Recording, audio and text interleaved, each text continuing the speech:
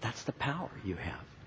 You can take a big, powerful man who's afraid of no other man, and you can make him into just a pool of tears just by taking something you know is very much his weakness and rubbing his face in it. Just rub his face in it. And if you do that, you'll break the man. But you know what Peter says?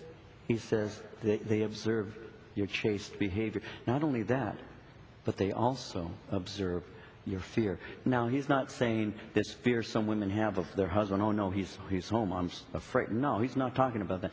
He's talking about her admiration. He's speaking about her respect. Every person in this room should have somebody that they respect. Obviously, the person we all respect the most has got to be Jesus Christ. I mean, he has to be your hero.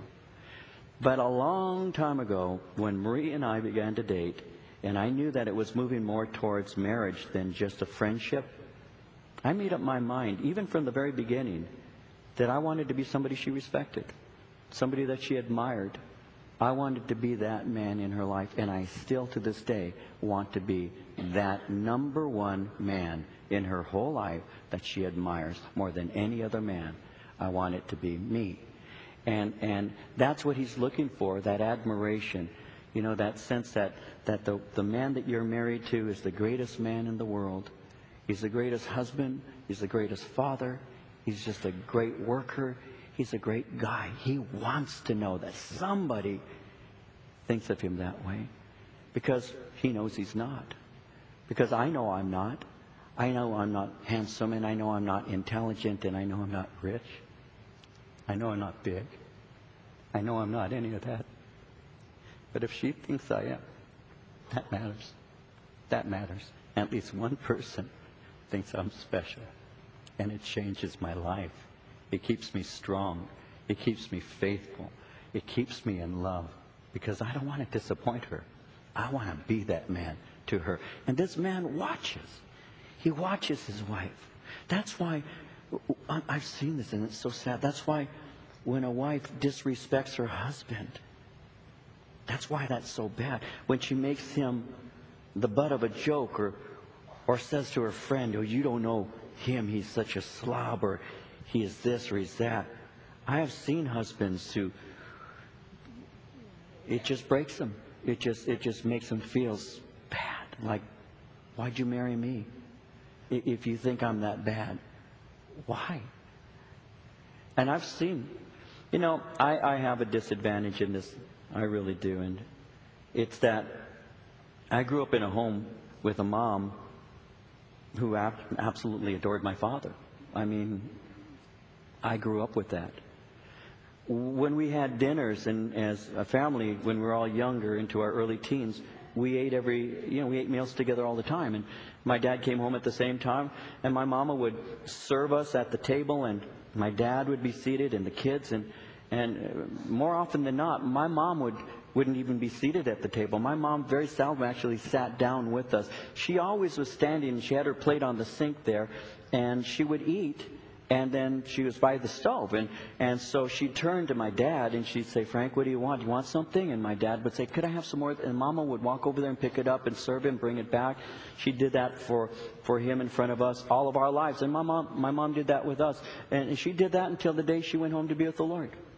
My dad went home, rather, to be with the Lord. My mama did that until the day before. I came after my dad had been taken out of the hospital, and he was at home, and I went into his bedroom, and there was my dad sitting there. Mama had made him a plate of his favorite meal, and he was in hog's heaven, frankly. And my dad was so happy. He's just eating. He said, oh, that hospital food was terrible, and he's eating this. He said, Mama made this for me special. That was my mom. That was my mom. I was raised with that. When Marie and I got together, you know, she does that for me. Marie doesn't sit down at the table normally. She'll stay up, and she'll bring the food. She does that. And I'll turn to the kids, and I'll say to the kids, I'm going to get Mama mad. Watch. And I will get my plate, and I'll stand up. And she'll say, where are you going? And I'll say, I'm just going to get something. No, you're not. Sit down. I can get it for you. She actually gets mad, and I'll start laughing. I am so spoiled. Thank you, Jesus. And it's true. I am. I mean, that's how Marie is. She doesn't disrespect me. Marie wouldn't dream of disrespecting me. I tease about her, but that's teasing. That's not real. I'm playing. I would never disrespect my wife, and she doesn't disrespect me. She makes me feel like the man I'm supposed to be.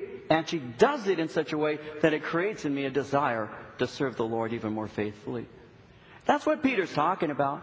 He says they observe you, they watch you closely, and they're looking for two basic things. They want to see the purity of your life, and they want to see your respect.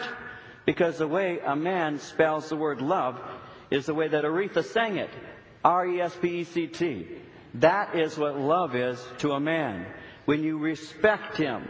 Because if you disrespect a man, it belittles and diminishes him. But when you respect him, it elevates him. And every man I know wants their wife to respect them. And a man needs to be worthy of respect, but she makes a choice to do so. And these unbelieving husbands, they will watch the conduct. They observe you. So he goes on. He says, don't let your adornment be merely outward, arranging the hair, wearing gold, putting on fine apparel. Rather, let it be the hidden person of the heart, with the incorruptible beauty of a gentle and a quiet spirit, which is very precious in the sight of God.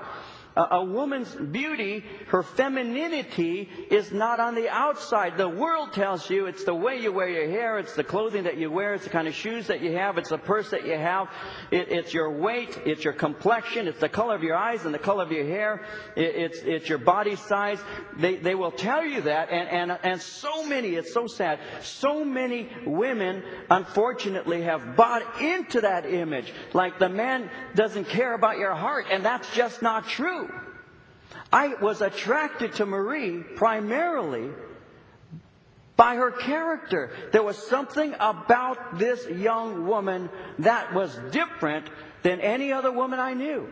And from the day I met her, she sat there talking to me, and I walked out of that conversation thinking, I'm going to marry this woman.